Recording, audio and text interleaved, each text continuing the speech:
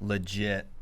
So we got the first weekend in the books, but I don't want to start there because I don't know what it is or why now, but I have absolutely had it with this NCAA ban on the use of saunas. And I don't know why I had the epiphany. I had the epiphany, not that I've ever agreed with the blanket ban of the use of the sauna, but I'm sitting in the Wisconsin sauna, RTC members only. I was by myself, mind you.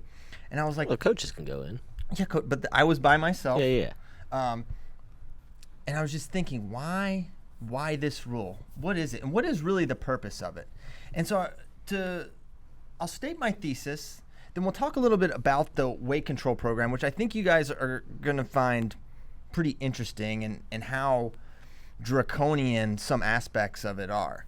But my thesis basically is that the banning of saunas from NCAA wrestling is a mistake that deprives athletes a valuable tool for health and recovery and is inconsistent based on other NCAA weight control rules. So you have to have a thesis statement, Nomad. You're literally laughing. Has a thesis statement written down. I love it.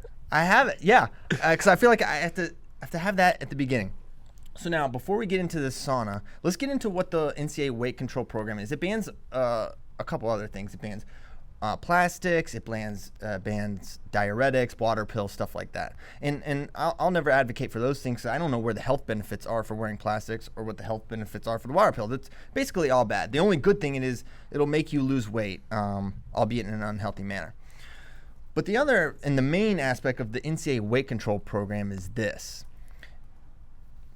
You are allowed to lose 1.5% of your body weight per week, okay? And these weigh-ins are only monitored at the early certification, which determines your early weight class. And everyone who wrestles knows what this. You pee in the cup. It determines how hydrated you are. You weigh yourself. They determine your body fat, and boom, they plug it all in, and you get your lowest possible weight class. So that's one of the weigh-ins. And then every other weigh-in is just your competition stuff, right? And why do I bring up that the weight is only monitored from competition? Because the NCAA is like, well, guys are only losing 1.5% a week, and a 25-pounder that weighs 132 in October, he'll slowly work his way down to 125 by the time November. Get with reality. Yeah. By the time November 1st rolls around, and then we can say, hey, they're only losing 1.5% per week. When I'm talking to D1 coaches all over the place, and I'm not going to name any names, but they live in what's called the real world NCAA, and they have rules like an 8-pound rule or a 5% rule, or that guys are only allowed to get up so high and they can come back down. So the idea that, all right, let's just take 25, let's say Nick Piccinini, and he's a smaller 25, but even this I think is a reality.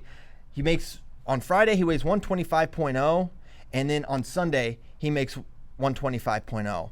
The idea that he is like flat, or that any wrestler is flat across that and not bouncing up to at minimum 128, 129, probably by the time they're wrestling that first match. But on Saturday, these guys are probably 135, 140, some of them. Okay, so the NCAA is not even accomplishing what they want to accomplish, okay? But what they're doing and why it's inconsistent is they're trusting the coaches and the trainers to monitor what they're doing, right? To educate the athletes on how to properly cut weight, to ensure that they're not doing rapid dehydration, they're not doing rapid weight loss, that they're doing it the right way. So they're trusting them, right? And they're educating them about their body, how to properly hydrate, how to properly eat, how to cut your weight in the right way, right? There's that trust there. Yet for whatever reason, that same trust is not applied to the use of a sauna, right? Which has tons of health benefits, right? Everyone knows, I mean, I'm kind of preaching to the choir here because all wrestlers basically know this, but saunas, they help you with recovery. They help with your immune system. They help with flexibility. They're great for your heart. There's just studies and studies and studies on the benefits of sauna use. And because in 1997, and I'm not saying that between 1997 and now, the sauna has not been used to cut and lose weight in sometimes unhealthy ways. But the idea that, well, this happened then, so we just have to have a blanket ban on something that is good for the athlete, it makes no sense whatsoever. and the fact that there's no wiggle room, and it has a harsh penalty. You could punch someone in the face in the middle of a wrestling match, and you will have a much more lax penalty than if you use a sauna one time and get caught. It's 8 competitions out, and the second time it's a year, right? So it's insanely punitive for something that's good. And to me, the NCAA, the 1.5% rule, I mean, it's such a joke, right? That a 97-pounder can only get up to 200 pounds and then come back down to 197. That's just not in reality, right? So the NCAA is either completely naive about how weight loss actually works in wrestling, which is probably some of it, or 2, they're trusting the coaches to help them monitor the weight loss. Well, you right? understand the significance of 1997, right? Of course, and you know, I want to get to 97, and let's talk about the factors that led to those guys' deaths, and let's talk about misuse of anything, right? Now, for there were 3 deaths, right? One of them was named Billy Sailor, which, that sounds like Willie, but it's not. He died of cardiac arrest on an exercise bike, refusing liquids. Okay, he was 19. The other guy riding a stationary bike in a rubber suit in a hot shower. Okay, and the other guy, rubber suit in a room heated 92 degrees and working out. So all these guys, there's a lot of things going on here that led to these deaths. They're wearing plastics. They're not eating. They're dehydrated. They're in a sauna or not a sauna. In some of these, it's unclear if they were even using a sauna. They're using creatine, which is incredibly dangerous if you're cutting weight. But for whatever reason, they got honed in on the sauna. Now, anything, and here's one of my main issues with it, anything basically in life can be misused. Because you misuse a sauna does not mean you should ban a sauna any more than if someone puts too much weight on a squat rack and has bad form and jacks their back up in a really serious way, doesn't mean we should get rid of squat machines. Aspirin can be misused Aspirin. very easily. And there's nothing in the NCAA rules about water deprivation, right? There's nothing in NCAA rules that talking about, wearing excessive sweats. There's nothing in NCAA rules about going a whole day without eating, which to me, water deprivation and going an entire day without eating is far more dangerous than the use of a sauna. And here's the other thing. Here's the other case. Not only is it inconsistent in that way, but here's what you're saying. No, even though we have a sauna in our wrestling locker room, you can't use it, okay? Well, fine, but I really want to use a sauna. And instead of having it used in a controlled environment where coaches and trainers can monitor, there's no mechanism in place to stop someone from getting a membership to a 24-hour fitness, to going on Amazon.com and ordering those plastics and going and doing it the wrong way outside of that supervision, okay? Where coaches can't monitor it, where you're off your own health club, or you're making the janky shower in your dorm room, heating that up, which that's happening all the time, right? Potentially, and it's totally outside of the coach's control. They can't do anything. Or you could educate the guys about healthy weight loss, about how a sauna can help you, about the way you're supposed to use a sauna. But instead, it's this just blanket, unthoughtful ban on something that can be an asset to athletes. I had an NCAA champion, of which there are many, so you're not going to know who. But he DM'd me after I sent the tweet that I'm talking about this. He said, the sauna is the best. Keeps me from getting sore after workouts in the spring and summer. Not being able to use it in the season is the absolute worst, right? These are the athletes that are world class, right? And they're saying, this is good for me. This helps. This helps with my recovery.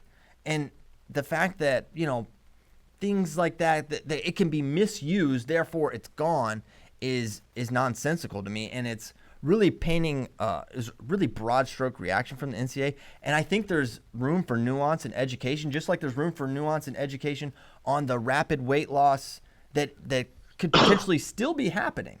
There's nothing. We lived in a different world in 1997. Oh my goodness, yes, Willie. I mean, at that time, weight cutting was super extreme. There would be guys packed in 15 guys packed in a sauna full of plastics. People would not eat. They'd starve themselves, and they do anything to cut weight, and cutting weight was, massive amounts. In the college season now, I think guys are a little bit more educated. Certainly the coaches are keen to that. And I don't know, maybe at one time the drastic measures were needed. I don't see how it would be abused today. I don't think it would be abused today. I don't think guys cut as much weight today. Yeah, I think for sure they don't. I think the NCAA's put in, things that make it tougher to cut weight, right? And ultimately, I think it falls on the coaches. Heavy is the crown, right? If you're the coach or trainer, it's up to you to know what weight your guy is going to compete at best. Don't just try to suck him down to a weight because it makes your lineup better, right? And monitor the situation.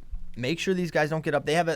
Most of them have an 8-pound rule that they think is, a safe distance, striking distance to come down. And it's so silly, right? Like, think about it. If we all did a wrestling practice right now, 2-3 hour practice in t-shirt and shorts, we would drop 3-4 pounds, if probably at a minimum, right? No problem, which is well outside the 1.5%, which is why the entire rule is inconsistent and nonsensical, right? It's like not in reality at all of the sport. Okay, so the NCAA, I think there's room for some changes here. I think there's a lot of holes to be poked in the weight control program that doesn't make sense. But we don't ban cars because they're dangerous, right? We educate. Same with guns. Same with anything really in life. And the fact that a sauna, which can be so good for athletes, which I feel has helped me a lot in terms of how I feel. It helps with my endurance. Helps with a lot of different things, right? It's just disappointing to me that this is the conclusion they've reached. Well, that's like you're saying, right? Anything can be misused, but when you look at 20 years down the line and you're talking about, studies about the benefits of the sauna, so any argument can be made either way. Like, okay, this thing is bad, we need to ban it. And then there's also, well, we're not going to be able to stop people from doing this, so it shouldn't be illegal, right? Which, there's always a healthy medium in there. But to Willie's point, not only are guys cutting weight less or doing it a lot smarter, they're eating better, right? They're taking every advantage, and now instead of it becoming just how low can I possibly get everything's a weight cutting contest, how low can I possibly get? It's now how can I be my optimized self? And for a lot of guys, your optimized self means spending a little bit of time in the sauna over the course of a week. Yeah, especially the grind that is college wrestling and the need for recovery. I mean, what the benefits of a sauna are just what the doctor ordered for these guys, and they can't do it. Well, that's the thing, too.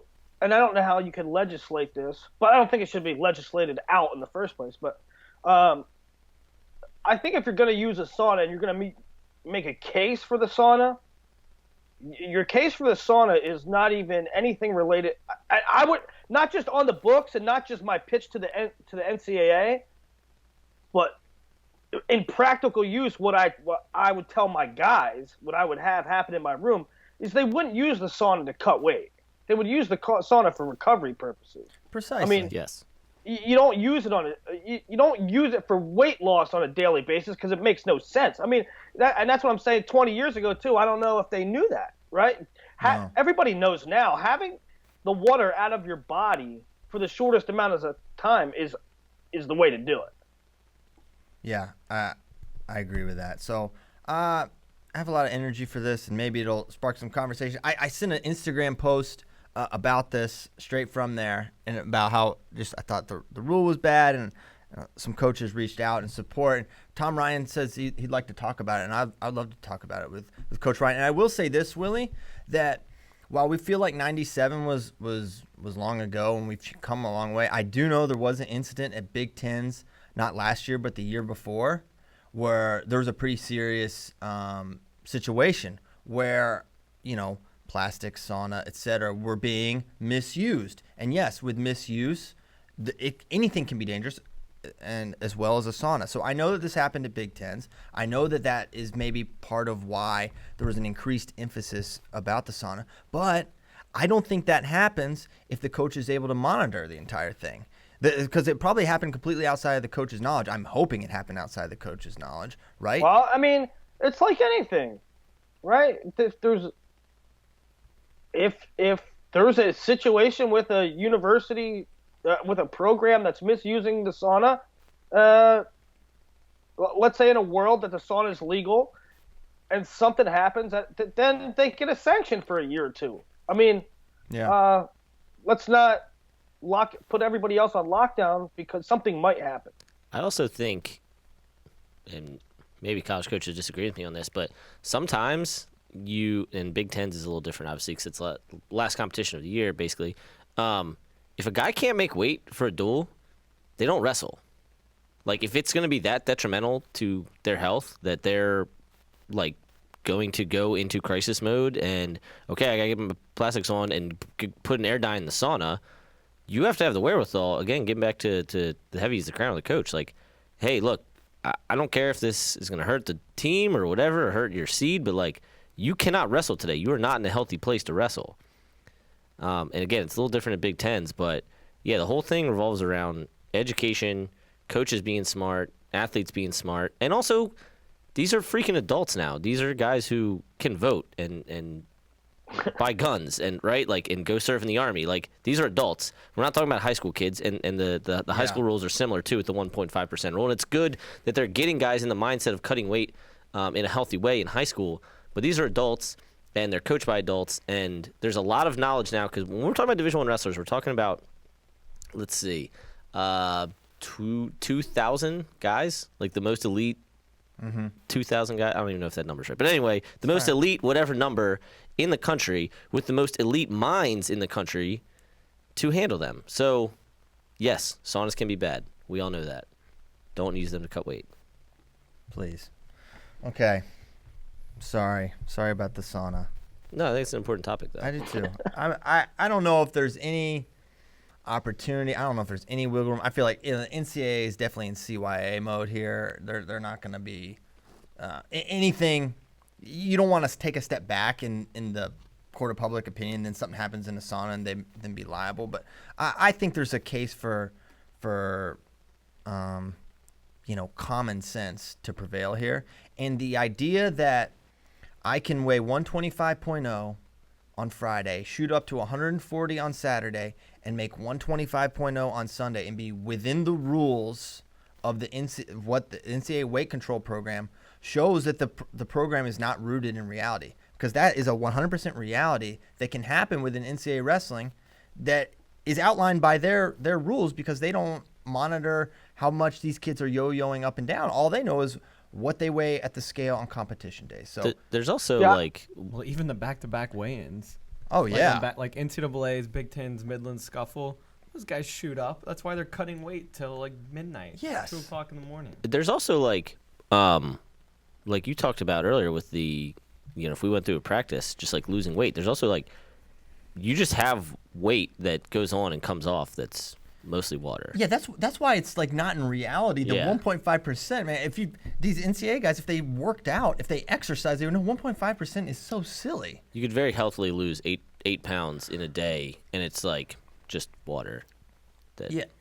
I was texting with a coach back and forth. Very good coach. He's like, yeah, we have guys that and they have this particular school has a 1-layer rule. You can only wear like shorts and a t-shirt, long sleeve, no sweats, right? Except for like one practice. And he's like, we have guys that lose 8 to 10 pounds in a practice, 49-pounders, right? They're working hard. Wrestling is insane.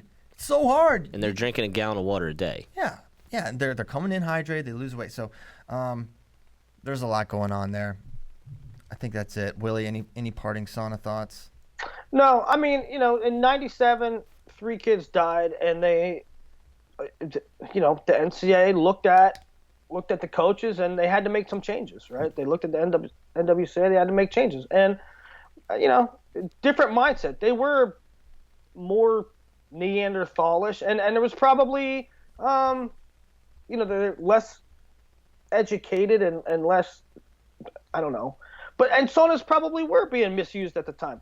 But I think, to put a period on it, I think the time has come to revisit it. Yeah, I agree. Thanks. Okay, cool.